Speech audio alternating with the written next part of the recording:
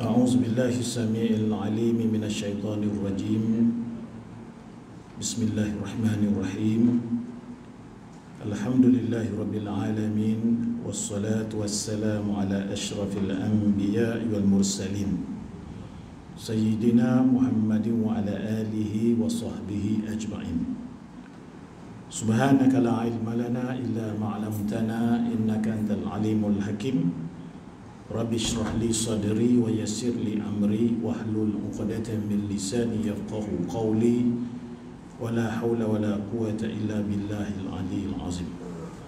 Muslimin muslimat yang dirahmati Allah, alhamdulillah summa alhamdulillah, kita bersyukur kepada Allah Subhanahu wa taala kita dapat meneruskan dalam siri kuliah pengajian yang telah diaturkan, dan insya-Allah mudah-mudahan kita mengharapkan kerahmatan dan keredaan Allah Subhanahu wa taala. Kita masih lagi membicarakan hadis berkaitan dengan dilarang kita memuji seseorang kalau kita tak tahu. Kerana apabila kita memuji seseorang itu, dia ada 6 bala yang kena pada orang, musibah yang kena pada orang yang memuji dan orang yang kena puji. Bala 4 orang yang memuji dan 2 kepada orang yang kena puji. Antaranya yang telah kita baca dulu ialah kalau kita puji seorang itu, mungkin kita bohong. Kita puji dia macam-macam tapi tak sebenarnya bukan begitu. Bohong satu. Itu bala dia. Bila bohong, dosa besar. Bila dosa besar perlu pada taubat.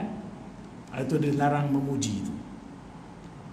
Yang kedua, kalau kita puji pula, maknanya atasnya oleh kita akan memuji dia, kita jadi riak pula. Kita kenal seolah kita kenal dia, jadi riak. Benar orang yang kita puji itu pula, kita jadi riak pula. Kemudian orang yang kita puji itu pula jadi tak, dia oleh kerana orang dah puji dia tak buat pula kebaikan. Sebab orang semua kata dia baik, akhirnya dia tak buat kebaikan. Itu ada di antara yang kita bahas dahulu, iaitu Nabi kata, jika ada orang memuji itu, hendaklah kamu ambil tanah sembuh muka dia. Soalan gitu. Maknanya dilarang kita memuji kalau kita tidak benar-benar tahu apa yang kita puji itu. Boleh menyebabkan dapat dosa ya. Sebab tu Sayyidina Ali radhiyallahu anhu, dia sangat marah kalau orang puji dia. Dia marah kalau orang puji. Di hari ini kita sambung, iaitu pada masalah yang 202. Apa yang dibahaskan ialah, adakah memuji itu tidak boleh sama sekali, tak boleh langsung ke puji itu? Soalan gitu. Itu yang nak dibahas. Tak boleh langsung ke puji ni, ataupun ada ruang boleh kita puji. Soalan gitu.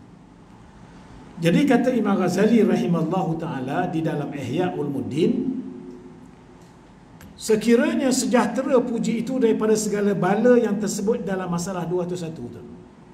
Sekiranya bila kita puji, aman daripada dia jadi riak, dia tidak aman daripada kita bohong, betul yang kita sebut tu, aman daripada mana takabur, orang yang kena puji tadi. Imam Ghazali kata, jika sejahtera pujian tadi daripada apa yang disebut pada masalah 201 itu, pada diri orang yang memuji dan diri orang yang kena puji, nescaya tidak mengapa memuji itu. Bahkan terkadang-kadang dia jadi sunat pula puji. Jadi sunat pula kita puji. Kita puji itu memang betul, dan kita tahu orang ini kalau puji pun tidak terkesan pun pada dia. Dia tidak akan jadi takabur, dia tidak akan jadi riak. Itu maknanya boleh puji. Malah dia kata sunat pula. Sunat, maksud sunat itu dapat pahala pula kalau kita puji orang yang tidak memberi kesan pada dia.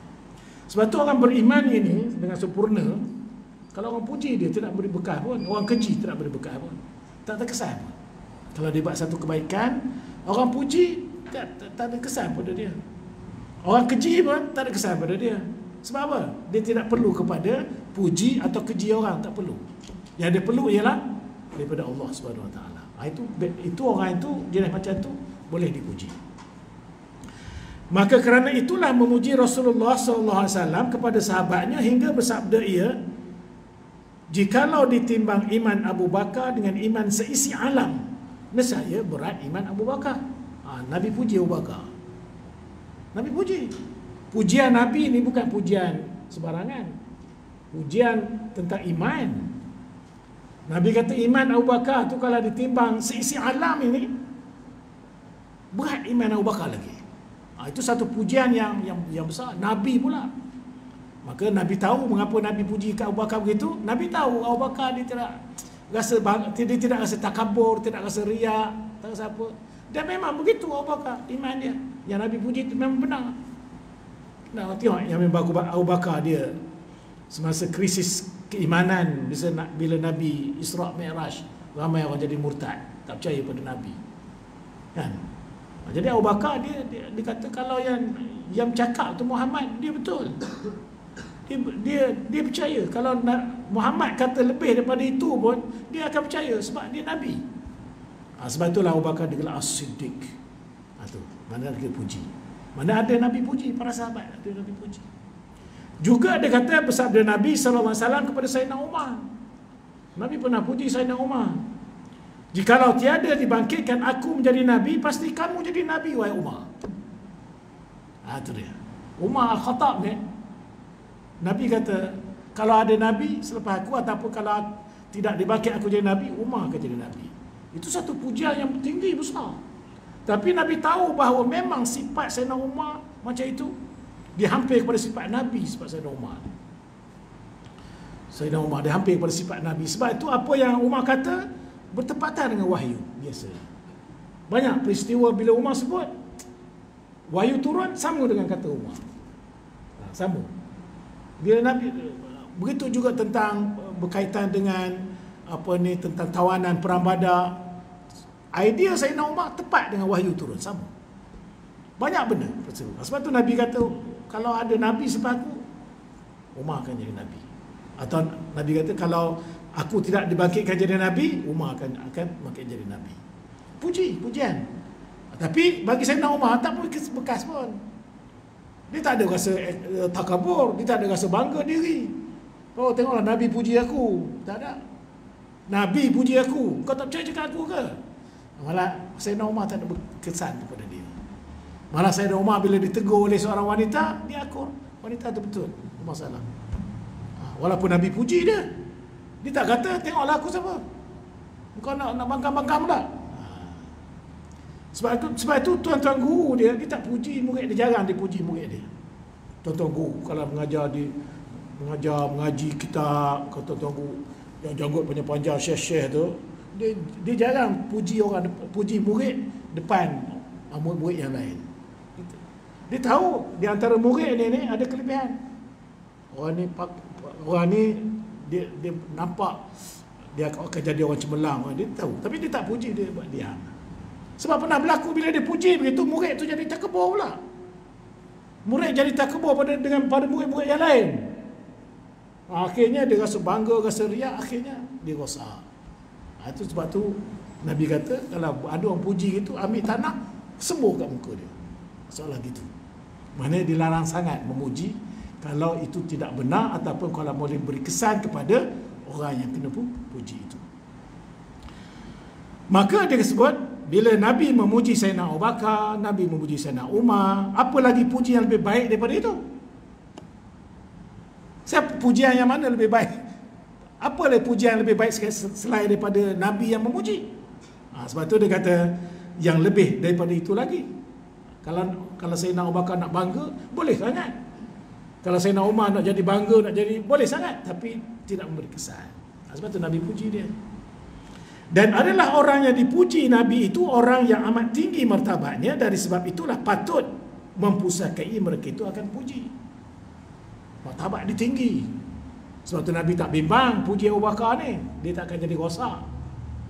Sebab tu Nabi tak bimbang dia memuji Sayyidina Umar, tidak akan jadi rosak. Dan ada beberapa sahabat yang lain juga Nabi puji. Dan Nabi tahu bila dia sebut kebaikan, orang ini tidak akan jadi rosak. Malah tawaduk lagi. Makin tawaduk dia.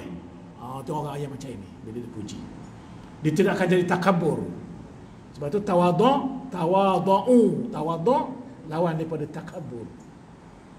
Tawaduk lawan pada takabur. Tawaduk sifat yang paling baik. Dia penghulu segala sifat terpuji, tawaduk. Takabur sifat yang perlu segala sifat terkeji. Itu dia. Sebab itu iblis dilaknat Allah kerana takabur dia. Iblis kerana sifat takabur dia. Kalau iblis itu tawadhu', iblis paling baik makhluk yang beribadah kepada Allah. Sebab iblis ini telah dicipta oleh Allah 1000 tahun, puluh ribu tahun dah daripada jadi Adam. Beribadah pada Allah Ta'ala 70,000 tahun. Orang hebat. Maknanya makhluk yang soleh, iblis asalnya. Iblis dijadikan daripada jin. Malaikat, nur, cahaya. Malaikat pun tak masalah. Ni iblis ni, jin. Hebat dia. Bila Allah uji dia satu je, iaitu Allah cipta satu lagi makhluk yang namanya manusia, Adam. Allah nak uji iblis ni, iblis dengan malaikat nak uji. Allah Ta'ala kata sujud pada makhluk ni. Usjudu, kata Allah. Termasuklah iblis, termasuklah jin-jin golongan iblis, termasuklah golongan malaikat. Fasajadu, semua malaikat tunduk sujud. Illa iblis. Melainkan ini jin yang tidak mau tunduk ni, Allah Ta'ala kata iblis.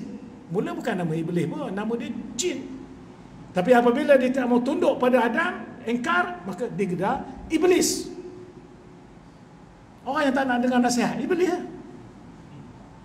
Iblis. Sifat tu. Dia kalau dia engkar diri dia tak mau engkar dia, kita pakai iblis.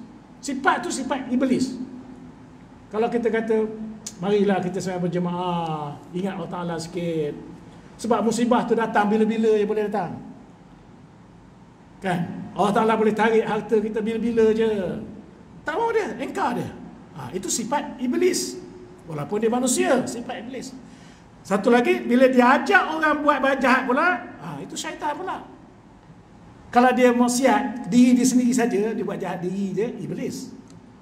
Tapi kalau dia ajak orang mari buat sama-sama, syaitan pula.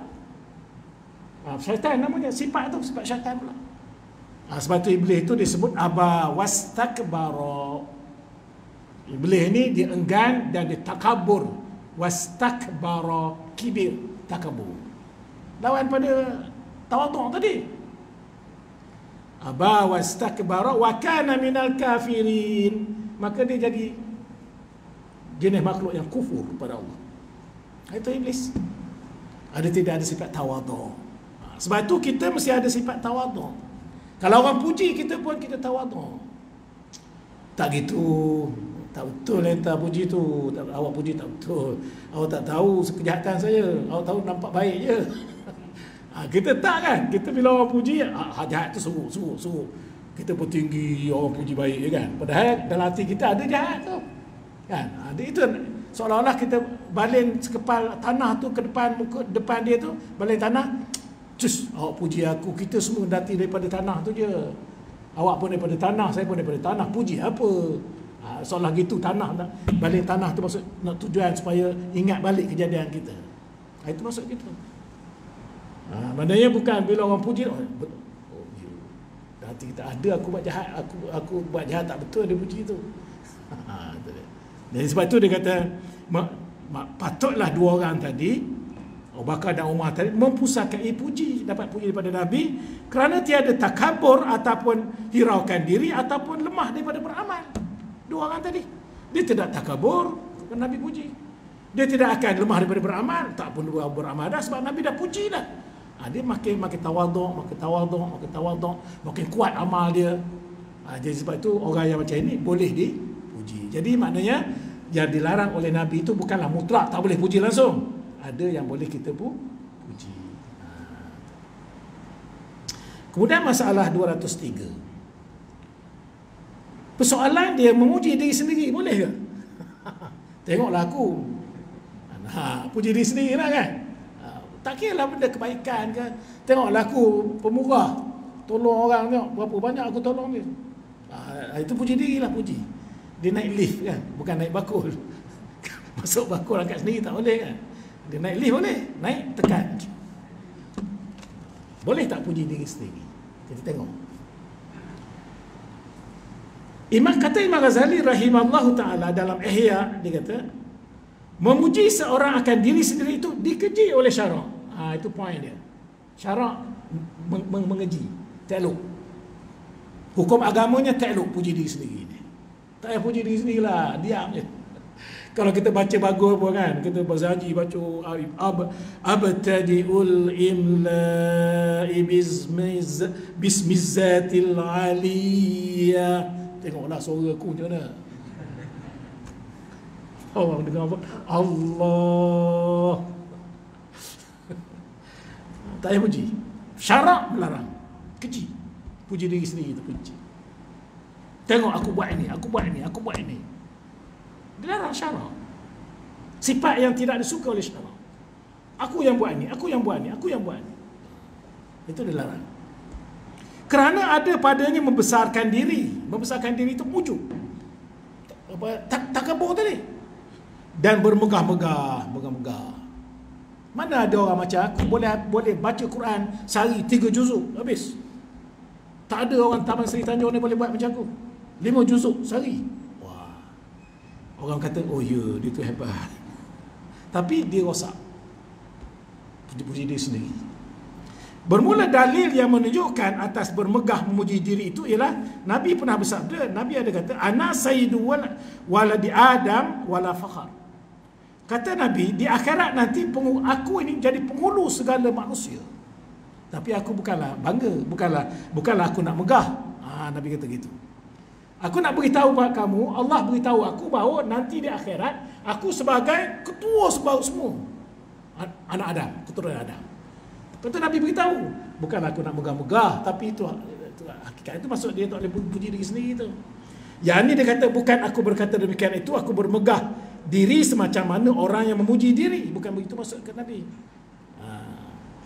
Dan kasat bermegah-megah maka menunjukkan memuji diri itu bermegah-megah. Adapun Nabi menyebut dirinya itu penghulu anak Adam pada hari kiamat, bukannya ia bermegahkan dirinya, dikemukakan akan dia oleh Allah pada hari kiamat daripada orang lain hanya adalah mengenangkan dirinya dengan Allah. Nabi beritahu tu sebab Allah beritahu dia akan jadi penghulu segala anak Adam di akhirat nanti. Bukan nak megah. Itu begitu. Ada beritahu begitu.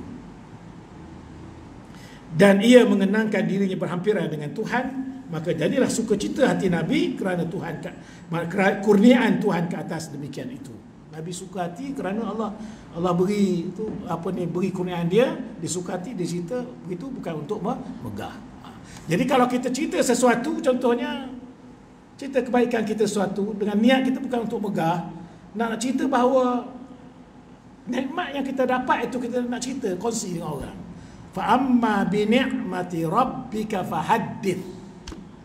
Dan nikmat itu naklah kamu cerita kepada orang. Nikmat, bila dapat nikmat itu cerita, hati kena jaga, jangan untuk bermegah bukan, tapi untuk nak menyatakan bahawa kurniaan Allah tu aku sangat suka cerita. Itu dia. Itu disebut nikmat cerita. Kita biasa cerita musibah aja. Kita berniaga 20 tahun untung tak pernah rugi. Sekali tahun yang ke-21 rugi. Hak rugi sampai kiamat dia cerita. Yang untung 20 tahun tak cerita.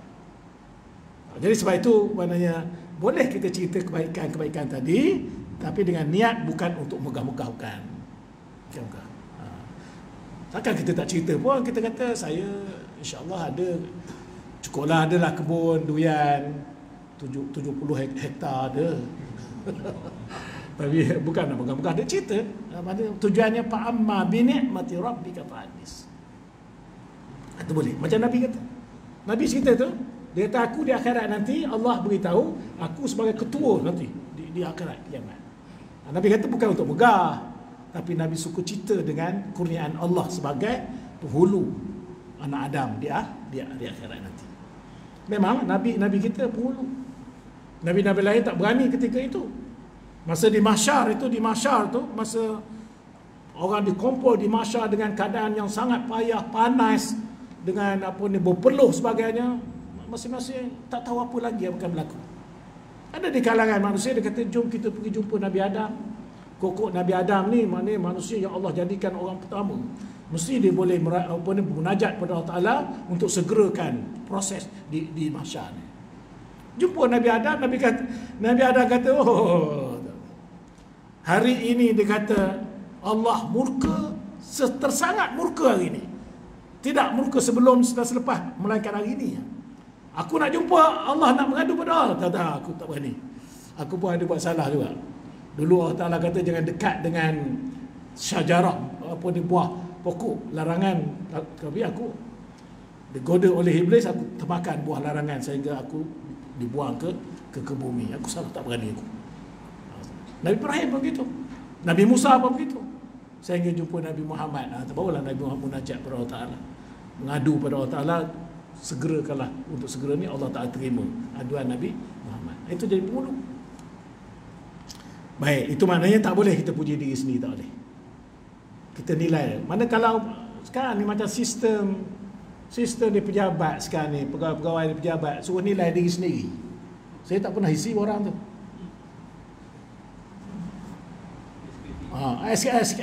Yang nak sebut dalam pencen kan, nak sebut benda tu. SKT ke apa? So nilai diri sendiri, bubuh A ke B ke C ke. Memang menipu tu. Pontian banyak A juga. Patut nilai ni orang lain nilai, bukan kita. Orang lain yang nilai orang lain. Dia suruh nilai diri sendiri, tak betul. Ana yang baca hadis ni tak betul tu. Cara sistem tu. Cerita nilai.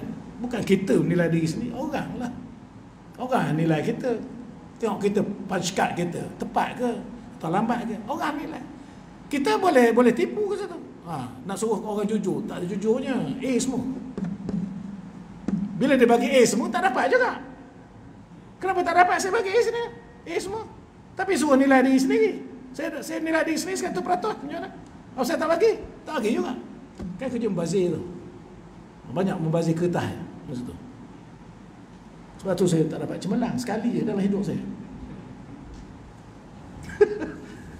Ada kawan-kawan saya, dia kata 30 tahun aku kerja, sekali tak dapat cemerlang.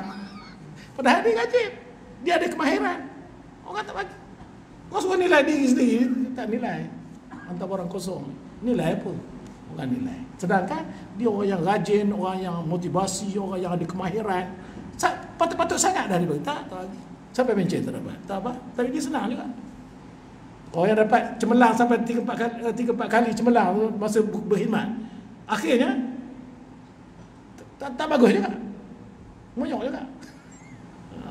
Jadi tak betul nilai diri ini. Orang lain nilai, bukan kita. Kemudian masalah 204. Orang yang kena puji, bagaimana ia perbuat dirinya tak sekala mendengar puji itu pula. Ini kena ambil ilmu ni juga. Jangan kita bila orang puji itu kembang je bau kan. Akhir berubuh jatuh. Bagaimana nak buat kalau orang puji?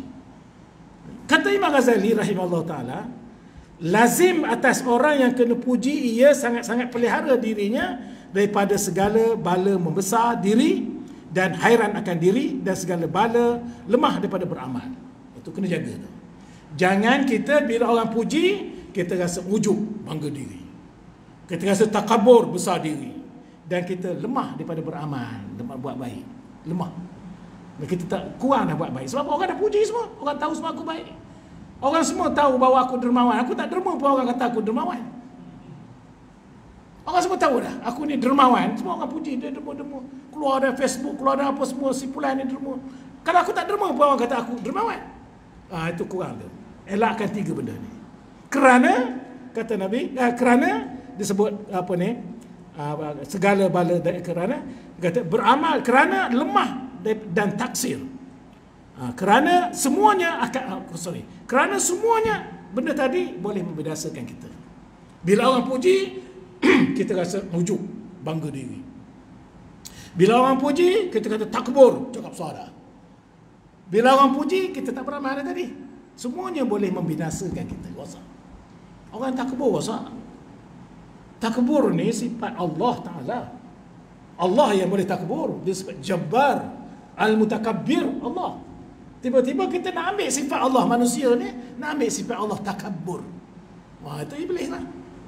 Maka dia dilaknat. Jadi rosak. Jangan takbur. Dan tidak selamat orang yang kena puji itu, melainkan ia kenal akan dirinya lemah dan taksir. Mana bila orang puji itu, dia kena tengok kita ni. Tak begitu sebenarnya. Tak begitu. Sebab tu kadang-kadang katakan orang alim ni kan, orang puji dia melambung-lambung puji kan.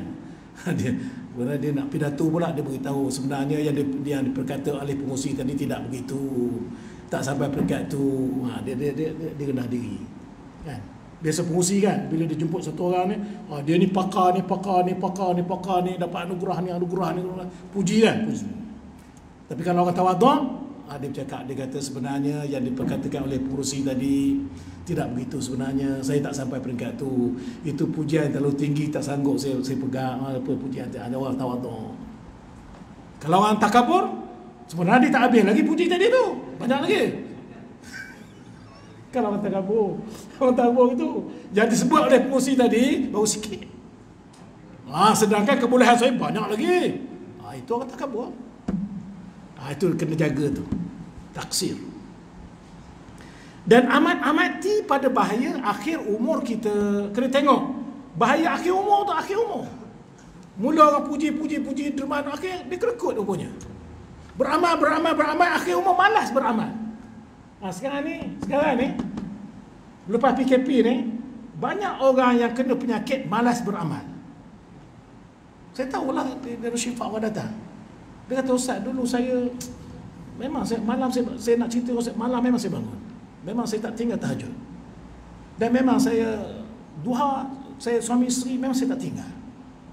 Quran saya baca. Tapi sekarang ni Ustaz, saya rasa macam malas. Malas nak buat dah. Saya dah berapa hari dah tak tahajud dah. Malas. Bukan seorang, 3-4 orang datang kena penyakit malas beramal. Ni akhir umur. Iblis dia suruh je beramal, dia suka ya.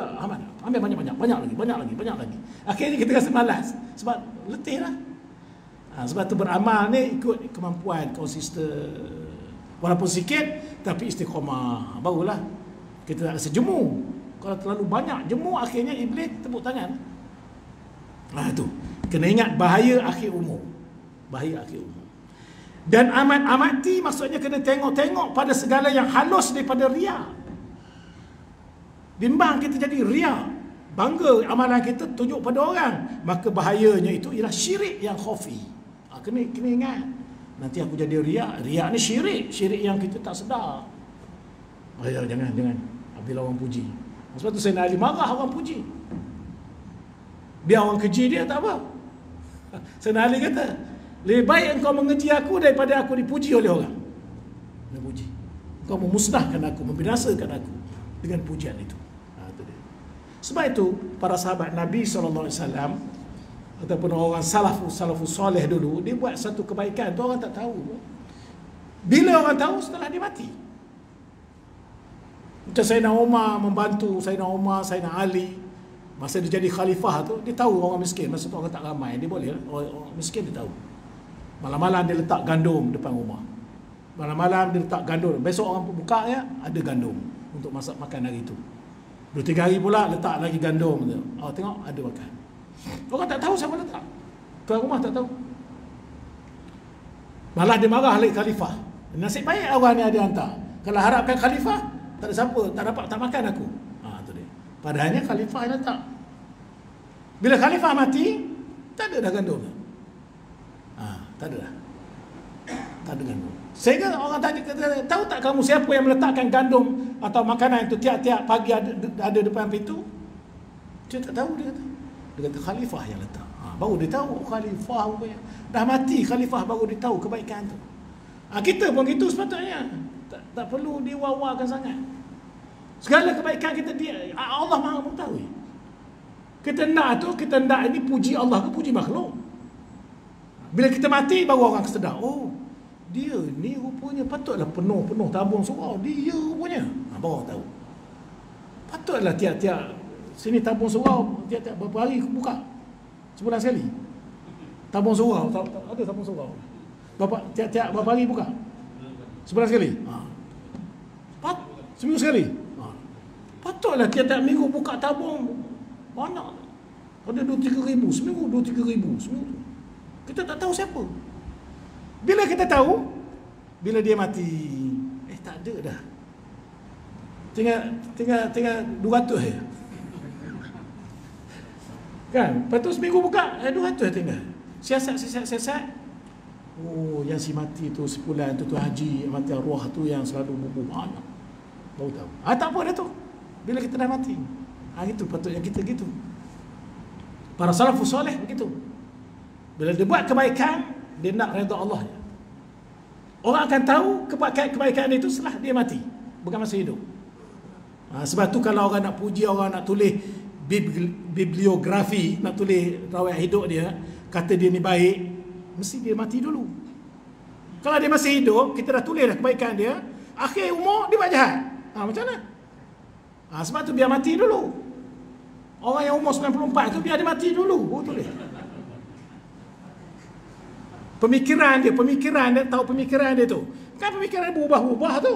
Sekarang dia pun berubah. Dulu berubah. Nak tulis pemikiran dia macam mana sekarang? Belum boleh tulis lagi, belum. Sehingga dia mati, baru boleh tulis. Betul. Betul dia ni baik, betul dia ni seorang pemikir, betul dia seorang dia ni memang membela bangsa dia sendiri, betul. Kita tak tahu. Sekarang banyak berubah Begitu juga nama jalan, nama apa, biar dia mati dulu bubuh tu. Ini kita belum mati ada lagi dah bubuh dah nama kita, nama jalan tu nama kita. Kan? Jasa tak apa-apa entah kerja di komunik depan akhir umur. Ini bubuh nama dah. Dewan ini nama kita, dewan ini nama kita. Belum mati lagi. Kan? Jadi ini biar mati dulu. Sebab itu manusia mati meninggalkan nama. Biarlah kita mati dengan nama baik. Maksud nama tu, nama baik. Bukan bila kita mati tu orang duk sebut dia, tabung surau tu dia lah curi dulu. Orang duk sebut dia tu, tak baik. Biar kita mati nama baik. Sebab tu buat baik. Buat kebaikan. Kebaikan yang kecil kita anggap besar bagi Allah Ta'ala. Apa yang kita mampu kebaikan kita boleh buat. Kecil ya, tapi bagi Allah Ta'ala dia besar. Buat baik. Rugi kita kalau tak buat baik. Dan perhatikan daripada segala kebinasan amal. Kena perhati. Kalau orang puji-puji ni boleh rosak amal. Kalau kita riak. Kena perhati tu. Itu cara kalau menghadapi orang puji. Dan bahawasanya tiada diterima daripadanya melainkan barang yang ada ia ikhlas. Bukan nak orang puji. Ini kena buat baik lagi, nanti orang puji lagi. Ini kena buat baik lagi, nanti orang puji lagi. Bukan itu. Tak. Dengan ikhlas. Wa ma umiru illa liya'budullaha mukhlishina lahuddin. Ikhlas. Buat kerana Allah. Nak cari redha Allah. Cari redha Allah je. Mengapa cuci longkang surau tu cuci orang tak suruh pun? Tak, aku nak cari redha Allah. Mengapa cuci tandas surau tu orang tak suruh pun? Tak, saya nak cari redha Allah. Memang orang tak suruh. Surau ni kan orang pakai ramai-ramai. Supaya orang selesa, bersih orang pakai. Lepas tu saya cuci. Dan saya nak turun sikit ego saya kan. Saya baru pencen pengarah kan. Biar cuci tandas surau sikit, dan biar ego tu turun sikit. Kalau tak dia sombong gini je kepala kan. Biasa kepala gini. Orang beri salam pun pandang kata. Ikhlas, redha. Dan bahawa kenal daripada diri sendiri akan barang yang dikenal oleh orang yang memuji itu. Kenal kita diri kita. Kata, awak ni baguslah apa ni. Orang puji perangai kita bagus-bagus, tapi kita kenal diri kita. Kena sedar. Tak bagus, tak macam orang tu puji, sebenarnya aku tak puji. Contohnya, ni awak ni orang yang sangat berkasih sayang dengan isteri dia, dia sangat menyayangi isteri dia, orang yang paling boleh contoh sebagai suami misali, tapi hati dia kata tak. Isteri dia dengar pun tak mampu lah kau kata. Duduk tengkin aku je, duduk marah aku je. Tapi dia dapat puji orang. Ini yang banyak berlaku ni. Kan? Orang puji keluarga bahagia, apa ni, pasangan bahagia, pasangan idea. Rupa 3 bulan lepas tu bercerai. Bahagia apa? Ini. Puji orang tu. Maka berkata diri, aku lebih kenal diri aku. Bila orang puji, aku lebih kenal diri aku. Orang kata dia rajin. Sebenarnya aku pemalas juga, bukan rajin sangat. Pemalas, bukan rajin. Kenal diri. Daripada kamu tak usah puji soal gitu. Aku lebih kenal dia, tak usah pujilah. Aku lebih kenal diri aku. Maka jikalau sekiranya terbuka bagi sekalian rahsia diriku itu dan barang dalam batin dan lain, nescaya berhenti orang memuji aku. Maknanya kalau orang puji kita kata tak usah pujilah begitu, aku lebih kenal diri aku. Kalau kau tahu keburukan aku, kau mesti tak puji macam ni. Kita rendah diri begitu. dia lebih selamat. Daripada orang terpuji, engkau jangan buat fitnah, engkau puji itu tak cukup lagi, sikit tinggi. Sikit tinggi. Engkau fitnah tu itu tak betul tu, dia tinggi lagi. Tu. Biasa pemimpin suka dipuji ni. Pemimpin. Masa dia ada kuasa tu, keliling dia semua puji. Hatta dia kata ini warna putih, kalau dia kata hitam, pengikut dia kata ya hitam betul. Semua puji. Bila dia tak ada kuasa, semua lari. Ini bahananya. Kuasa sudah tidak ada, kita kata ini warna putih ni.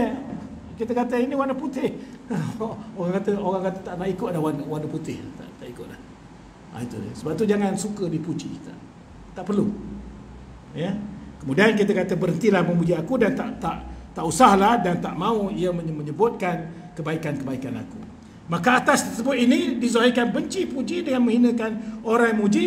Jika nampak pada demikian itu keselamatan bagi halnya atau ketiadaan hormatnya dengan sebab menghabiskan usaha baginya pada bandingan barang yang dipujinya, dan jikalau dengan diam di sisi sekalipun dan berpaling muka daripadanya. Kalau orang puji itu kita macam tak minat rasa percakapan tu, kalam tu kita tak minat dengar, kita beralih muka ke tak, orang puji kita tak minat dengar. Dan bila orang puji atas pentah, contoh kan, dia macam kita tak minat dengar. Tapi bila orang puji atas pentah, kita itu. Atau masuk kalam lain, ubah tajuk. Orang puji kita ramai-ramai, orang puji-puji kita ni, ubah tajuk. Kan? Dia tengah puji-puji kita kata ubah tajuk terus. Banjir ke sini? Terus ubah tajuk banjir. Sini ada yang kena banjir? Ada? Alhamdulillah. Allah sayang. Yang kena musibah tu tanda Allah sayang. Sebenarnya tanda Allah sayang. Kalau Allah tak sayang, Allah biar. Kan Korun Allah tak sayang, dia harta banyak. Korun Allah biar. Sehingga sampai satu masa Allah tenggelamkan Korun, harta-harta dia. Jadi tasik Korun nama. Ini Allah ambil harta, ambil musnah, Allah ganti benda yang lebih baik. Yang dah habis tak apa. Tak usah menangis, menangis keluar mata darah pun tak kembali benda tu. Biar redha, ya Allah, minta pada Allah Ta'ala beri kekuatan sabar, kekuatan tawakal. Orang yang terlibat tu, itu je juga. Sebab itu Allah sayang, Allah kenakan musibah pada dia, dalam masa yang sama Allah bagi dalam hati dia kekuatan sabar dan tawakal. Itu orang yang Allah Ta'ala naik darjat. Dan kita sebut peti ais ni baru beli, peti ais ni, kereta ni baru beli, semua itu menguat baru beli pun takkan kembali balik. Lebih baik kita redha, mungkin Allah Ta'ala uji aku, Allah Ta'ala nak ganti benda yang lebih baik. Itu maknanya Allah Ta'ala sayang pada aku, dekat dengan Allah Ta'ala, lebih baik. InsyaAllah. Ini hujan lagi ni. Hujan lagi ni. Jangan marah hujan. Jangan marah pada hujan. Jangan marah pada hujan, jangan marah pada banjir. Malah kita tak boleh laknat hujan, tak boleh. Hatta kita laknat haiwan pun tak boleh. Haiwan pun tak boleh laknat sebenarnya dalam agama kita. Celaka betul anjing ni, betul berbalin. Tak boleh laknat haiwan. Banjir, hujan, apa tak lagi. Kita banyak minta ampun pada Allah Ta'ala, banyak Allah Ta'ala beri kekuatan, minta kekuatan sabar tinggi. Itu ujian Allah Ta'ala, Allah sayang pada kita. Kemudian dia kata, kita ubah tajuk, seolah-olah tidak dengar pujian itu. Seolah kita tak dengar pujian. Maka kepada isyarat hadis Nabi yang dalam masalah 2 atau 3 tadi itu, iaitu dia kata, sabdanya, ihsu fi wujuhi al-maddahina turab. Itu dalam hadis yang kita baca tadi. Itu hemburkan di muka orang yang memuji itu dengan tanah. Hemburkan di muka orang puji dengan tanah. Dia ada dua makna. Satu, kita ambil tanah, kita balik ke muka dia tu. Satu, makna zahir. Yang kedua, kita ambil tanah, letak campak depan dia. Maksudnya ialah kita ni berdua daripada tanah tu puji apa? Daripada tanah ni kita ni puji seolah gitu. Maka jangan beri mereka itu memuji suatu, bahkan lempar tanah ke muka mereka. Ke muka maknanya sama ada depan atau muka. Baik. Apa ulasan dia?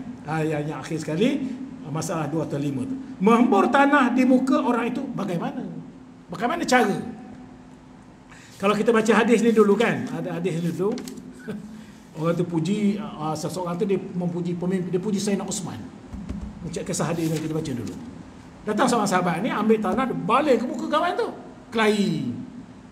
Bergaduh, kenapa balik muka? Lepas tu yang seorang dia kata, aku dengar Rasulullah kata, kalau memuji seorang itu, ambil tanah, balik muka dia.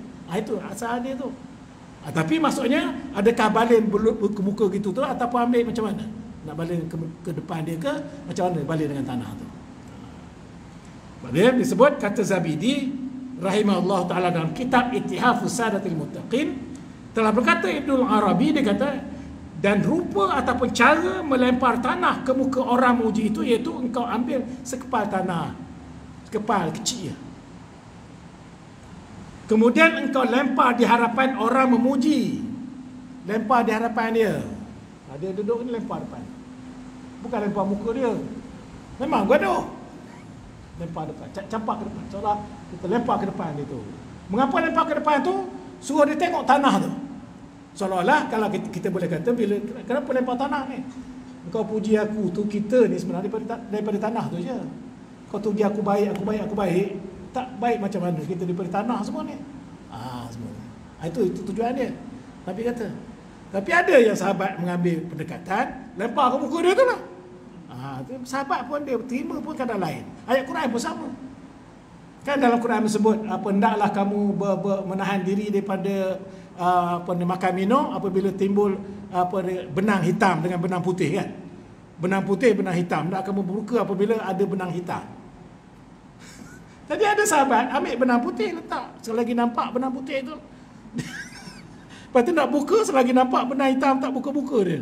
Maksud benang putih, benang hitam tu ialah pajar. Benang putih tu maksud pajar. Bila semua ada je pajar timbul, tak boleh makan minum dah masuk subuh, puasa. Kemudian bila timbulnya benang hitam, masuknya maghrib. Masuk maghrib, itu masuk Nabi benang hitam. Mana boleh berbuka cerita puasa tu.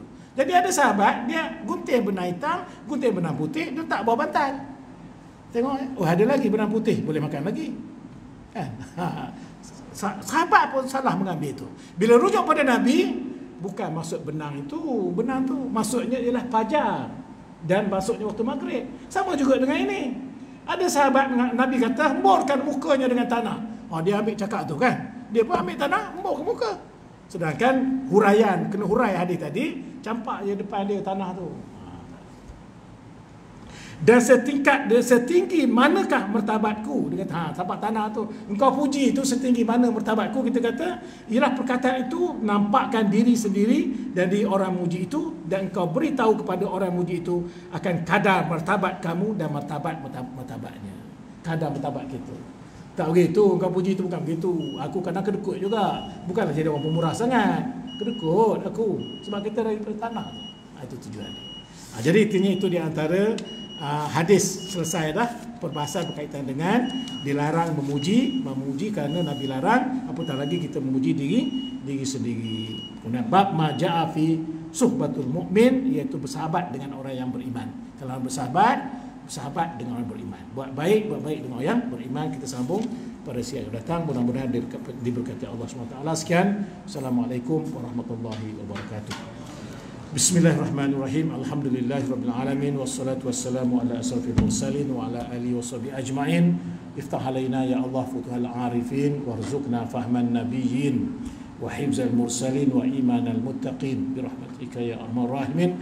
Allahumma tahhir qulubana minan nifaq wa a'malana minar riya wa alsinatana minal kazib wa ayunana minal khiyanah. Innaka ta'lamu kha'inatal a'yun wa ma tufi sudur. Walhamdulillahirabbil alamin. Taqabbalallahu minkum. Boleh azan insya-Allah.